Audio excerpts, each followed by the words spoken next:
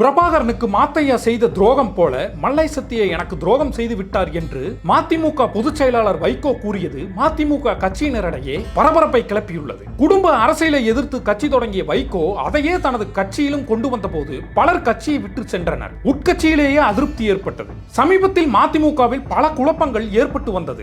மல்லை சத்தியாவை துரோகி என்று வைகோ ஏன் சொன்னார்? 1980 காலகட்டங்களில் நாடாளுமன்றத்தில் திமுகவின் நம்பிக்கை நட்சத்திரமாகவும் திமுகவின் கொள்கை பரப்பு செயலாளராக திகழ்ந்தவர் தான் வைகோ. விடுதலை புலிகள் தலைவர் பிரபாகரனை சொல்லாமல் சந்தித்த பின் திமுகவிலிருந்து வெளியேற்றப்பட்டார். கட்சிக்கு துரோகம் செய்து விட்டார் என்றும் கலைஞரால் கள்ளதோணி என்றும் வர்ணிக்கப்பட்டார். சீமானுக்கு முன் விடுதலை புலிகளுக்கு ஆதரவாக தனது பலமான குரல் கொடுத்து வந்தவர் வைகோ.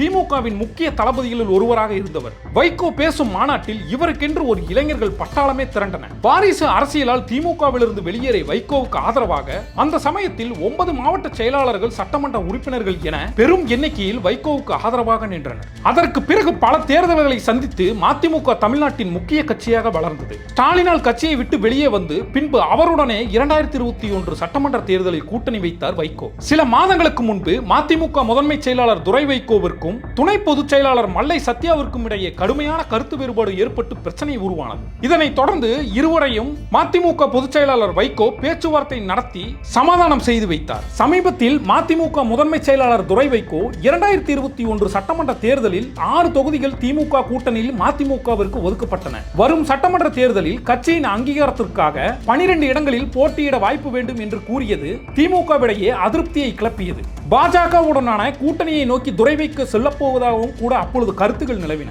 மதிமுகவின் முத்துரத்தினம் முன்னாள் அமைச்சர் செந்தில் பாலாஜியால் திமுகவில் சேர்க்கப்பட்டது கூட்டணி கட்சியை இப்படி செய்வதா என மதிமுகவில் சலசலப்பு ஏற்பட்டது. நெல்லை மண்டல மதிமுக செயல் வீரர்கள் கூட்டத்தில் மதிமுக பொதுச் செயலாளர் வைகோ சுமார் 1 மணி நேரத்துக்கும் மேலாக உரையாற்றினார். அப்பொழுது தொண்டர் மற்றும் நிர்வாகிகள் சிலர் வெளியே சென்றனர்.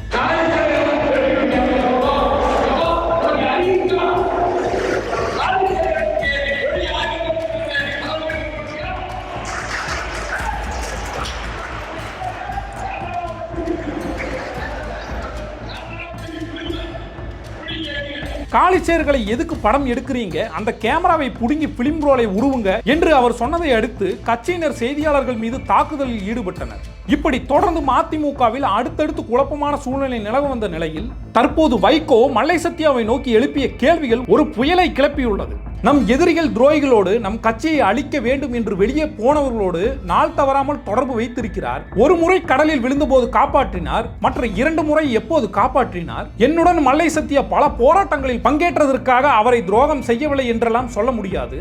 என்னை பற்றி சமூக வலைதளங்களில் மோசமான வகையில் பதிவிடும் நபர்களுடன் நெருங்கி பழகி வருகிறார். இவர் கொடுக்கும் தகவல்களை தான் அவர்கள் பதிவிடுகின்றனர். மல்லை சத்தியா பலகாலம் எனக்கு துணையாக இருந்தவர், அண்மையில் அவர் அப்படி இல்லை என்று பேசியது கட்சிக்குள்ளேயே ஒரு பூகம்பத்தை கிளப்பியது. இதற்கு பதிலளித்த மல்லை சத்தியா, குடும்ப அரசியலை எதிர்த்து கட்சி தொடங்கிய வைகோ துரை வைகோவுக்காக எனக்கு துரோகி பட்டம் கொடுத்து வெளியேற்ற பார்க்கிறார். வைகோவின் உயிரை 3 முறை காப்பாற்றிய என்னை வாரிசு அரசியலுக்காக துரோகி என சொல்லும் அளவுக்கு துணிந்துள்ளார் என்றார். வைகோ முக்கிய குற்றச்சாட்டாக வைப்பது கட்சியிலிருந்து வெளியேறியவர்களுடன் மல்லை சத்தியா தொடர்பு வைத்திருந்தார் என்று. வைகோ கூறுவது செஞ்சி ராமச்சந்திரன், எல் கணேசன், நாஞ்சில் சம்பத் ஆகியோரைத்தான் என்று கூறப்படுகிறது. கட்சியிலிருந்து வெளியேறிய பலர் திமுகவுடன் தான் இருக்கின்றனர். திமுக கூட்டணி மதிமுகவுடன் நெருக்கமாக இருக்கும் பொழுது இது எப்படி நடக்கும் என்று கேள்வி எழுகிறது. திமுகவிலிருந்து வைகோ வெளியேறிய போது 6 பேர் தீக்குளித்தனர். ஆனால் அவர் திமுகவோடு மீண்டும் கூட்டணி அமைத்தார். கொடா சட்டம் போட்டு 19 மாதங்கள் சிறையில் வைத்த அதிமுகவோட கூட்டணி என பல விமர்சனங்கள் அவர் மீது வைக்கப்படுகிறது. வாரிசு என்று எந்த காரணத்துக்காக மதிமுக என்ற கட்சியை ஆரம்பித்தாரோ